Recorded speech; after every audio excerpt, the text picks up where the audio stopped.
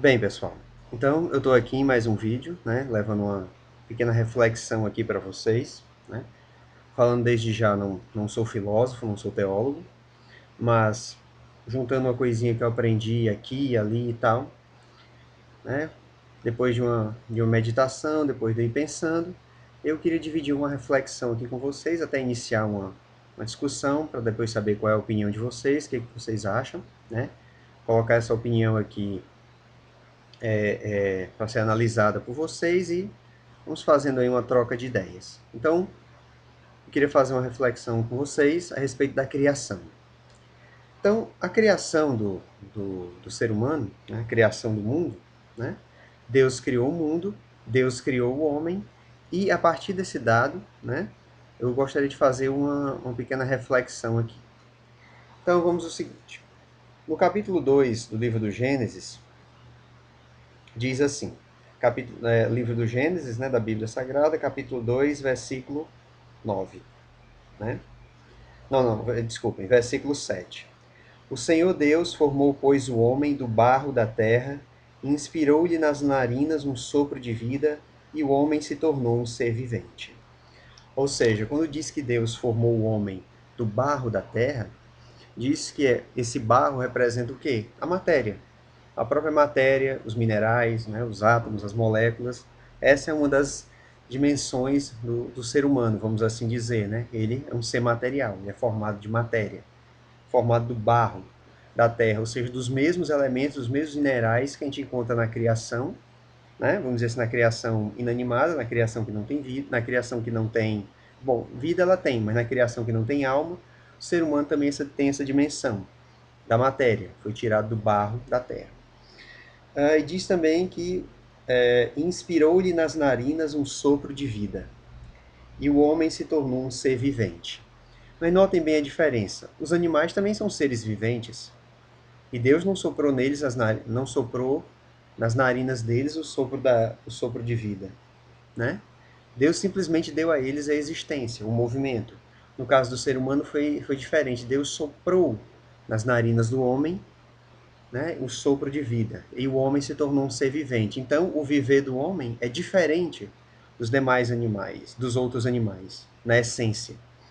Então, se Deus soprou nas narinas dos seres humanos o sopro da vida, Deus soprou no ser humano o quê? Ele mesmo. O que Deus tinha para soprar, ou seja, o sopro de vida, que Deus, né, assoprou nas narinas do ser humano, foi o quê? Esse sopro de vida. Sopro de vida foi algo do próprio Deus, foi algo dele mesmo. Né? A natureza, o restante da criação, foi obra das mãos de Deus, sem dúvida, mas o assoprar de Deus remete o que? Esse símbolo do sopro divino.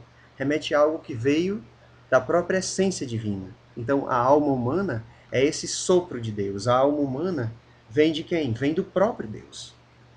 Então, se a alma humana vem do próprio Deus, né? Então, a alma humana ela tem características análogas ao do próprio Deus. E isso a gente observa no ser humano. Por exemplo, Deus é um ser agente, o homem também age, analogamente a Deus. Deus é a suprema sabedoria, a suprema inteligência, o homem também é inteligente. Né? Deus é o autor da criação, o homem também tem a sua imaginação, né, análoga a Deus, que também desenvolve que também cria, vamos dizer assim, entre aspas. Na verdade, o homem inventa. Ele mexe naquilo que já existe na natureza e dá uma outra utilidade, descobre outras utilidades. Na verdade, ele vai descobrindo as potências que tem nas leis da natureza. Ok? Então, todas essas características de Deus, né, tudo vindo desse sopro divino, o ser humano tem. E essa análise não é minha, é do professor Olavo de Carvalho, né? Quando ele diz que quando Deus soprou a alma no ser humano, soprou o quê? Ele mesmo. Então, se soprou a alma no ser humano, repetindo, a alma humana é esse sopro de vida de Deus. Ou seja, a alma humana vem da própria essência divina, e se vem da própria essência divina, tem características semelhantes às características de Deus. Como eu falei, a ação, né? A vontade, falando agora, a inteligência, a capacidade criativa, o discernimento. Né? Deus não criou porque ninguém o obrigou, ele criou por livre e espontânea vontade. Deus é livre, então criou. Criou por um ato de amor. Né? Deus criou porque quis criar. Né? Ninguém o obrigou. E o ser humano também tem essa sua capacidade criativa, também tem a sua liberdade de fazer e de não fazer alguma coisa. Agora vamos às demais implicações. Né? Então, se o homem tem essa capacidade de analisar, de decidir, de agir,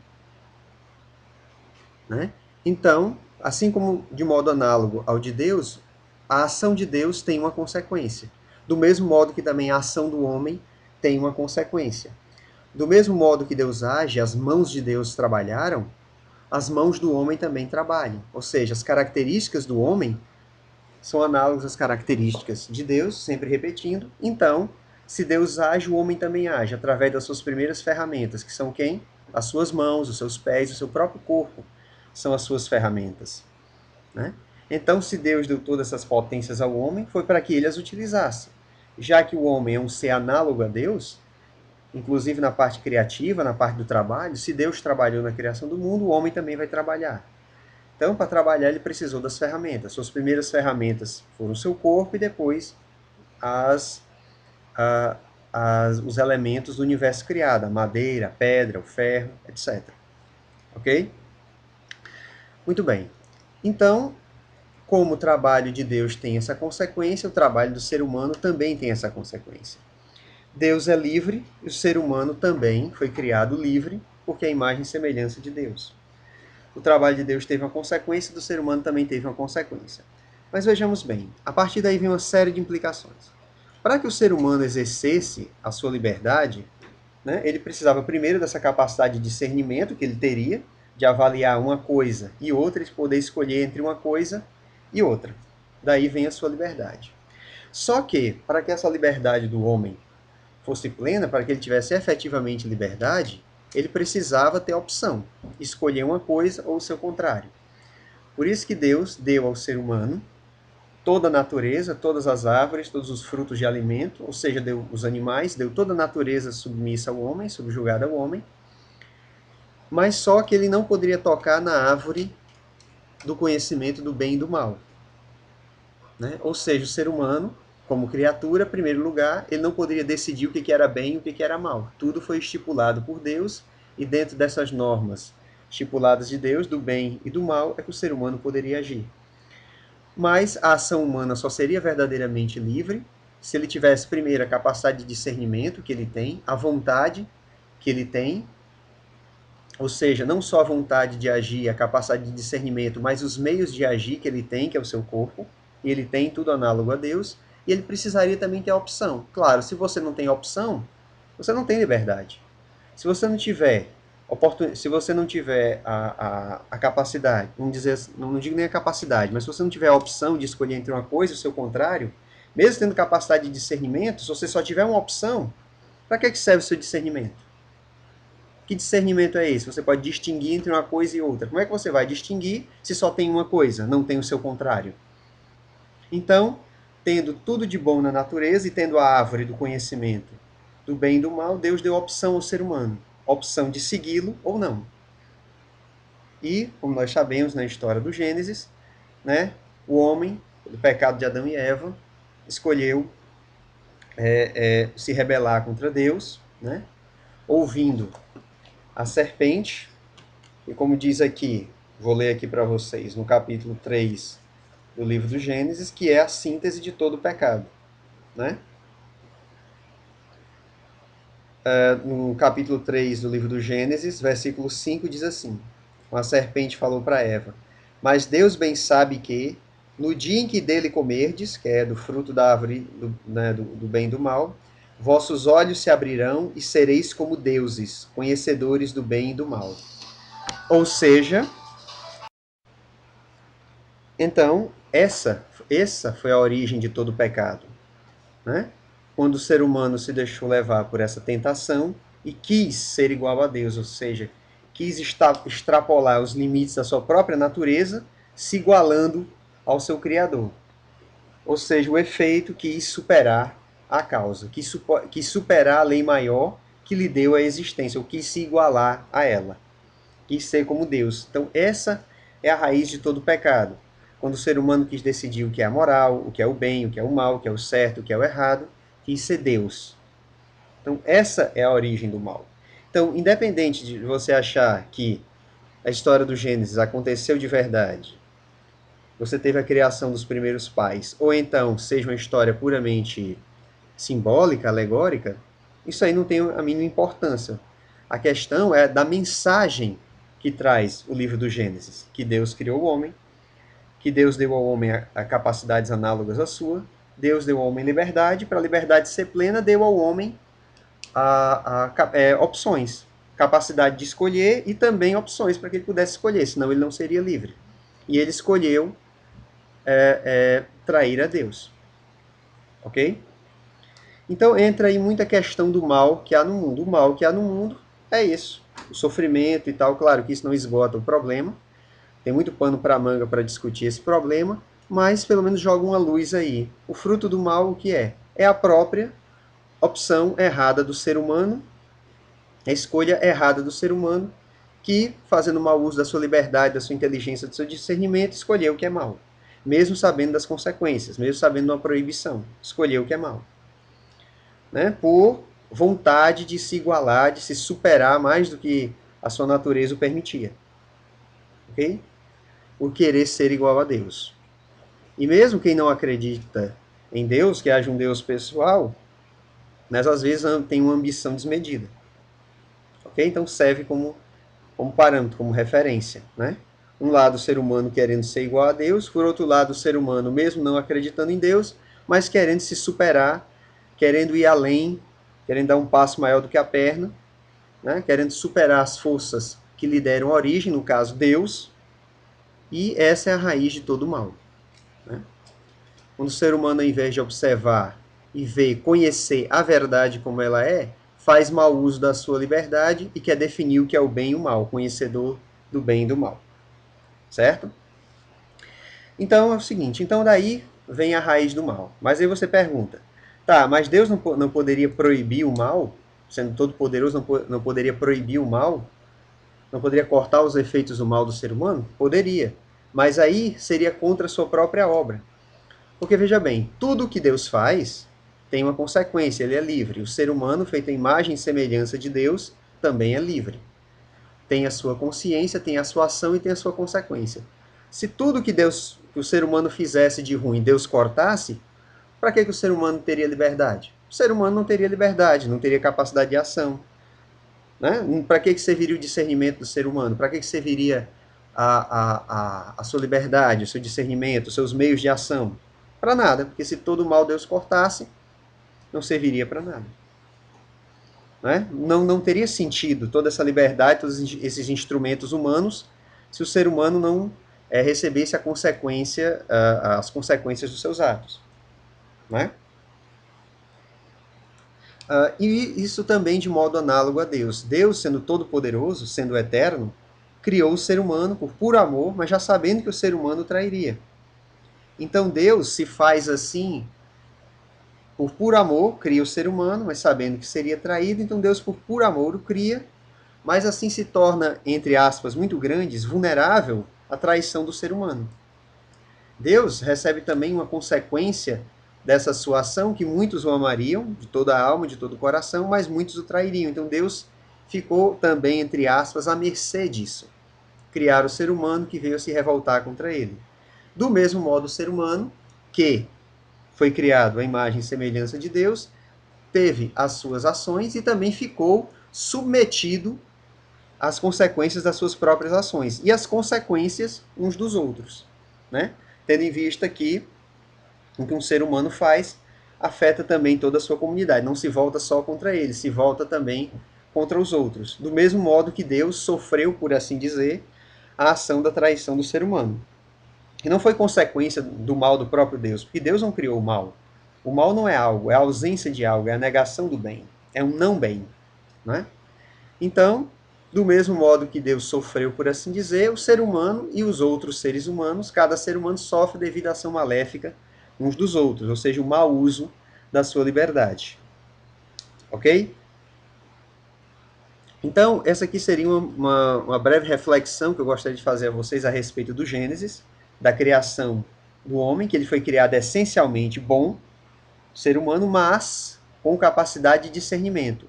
O mau uso desse discernimento é que fez com que o ser humano pecasse. E se ele tem liberdade, ele também sofre as consequências das suas ações.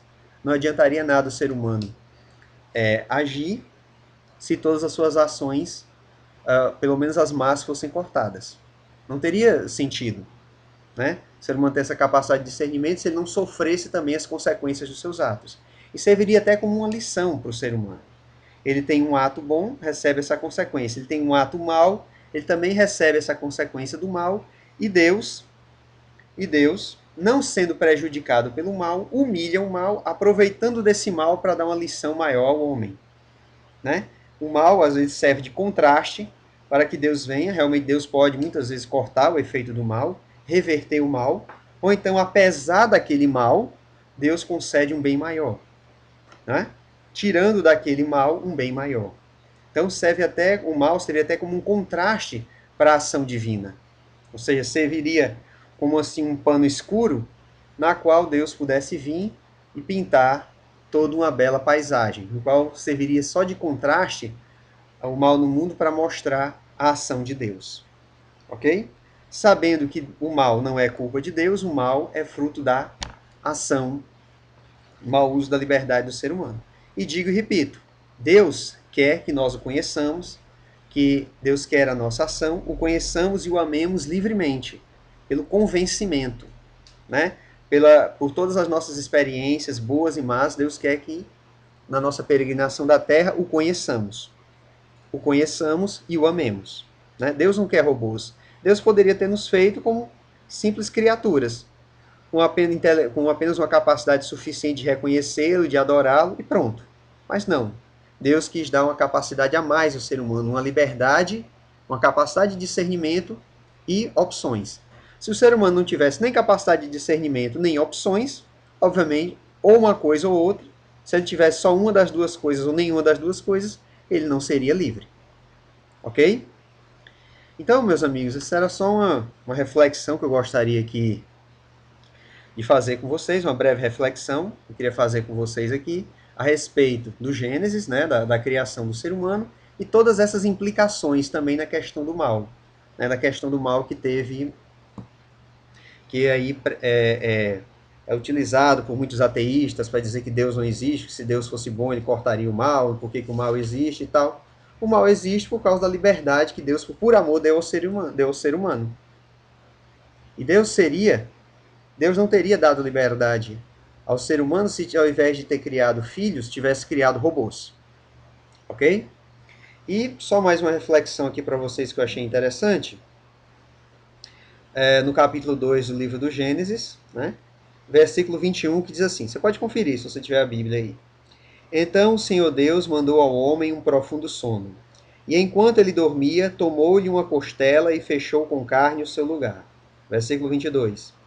E da costela que tinha tomado do homem, o Senhor Deus fez uma mulher e levou-a para junto do homem. Versículo 23. Eis agora aqui, disse o homem, o osso de meus ossos e a carne de minha carne.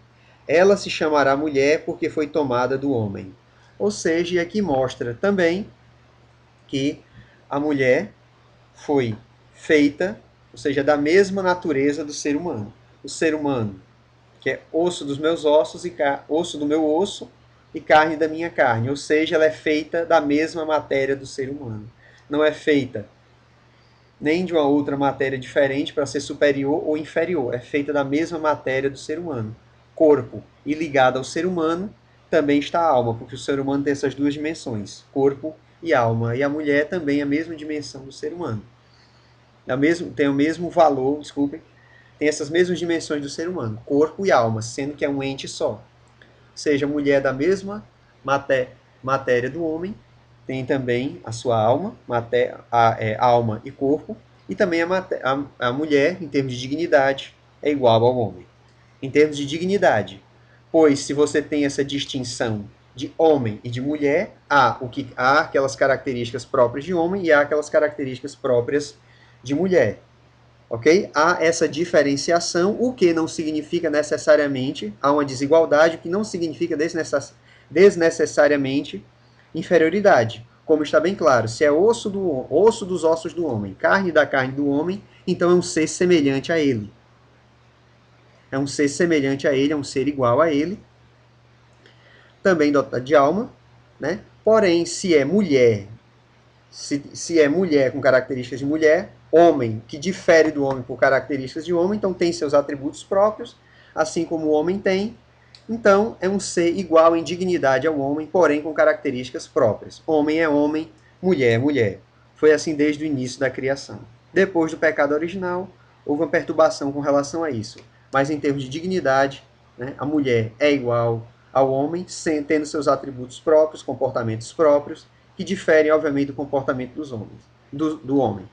E, só para concluir, isso daqui não significa essa desigualdade, essa diferença, não significa necessariamente injustiça. E não é injustiça de modo algum. E nem toda igualdade seria justiça. Ok? Mas isso fica para um próximo vídeo, né? Quem sabe uma próxima explicação. Então, meus amigos, é só isso que eu gostaria de mostrar para vocês nesse vídeo, né? Gostaria também de ver aqui a opinião de vocês a respeito disso, algumas discussões a respeito da criação, da natureza, né, do ser humano, do bem e do mal. Então, eu agradeço por vocês terem acompanhado aqui esse vídeo, né? Deixem aí os comentários de vocês, ver o que vocês pensam a respeito disso e vamos trocar uma ideia, ok? Então, era só isso que eu queria falar com vocês, né? Me despeço, até o próximo vídeo. Fiquem sempre com Deus e com sua Mãe Santíssima. Amém.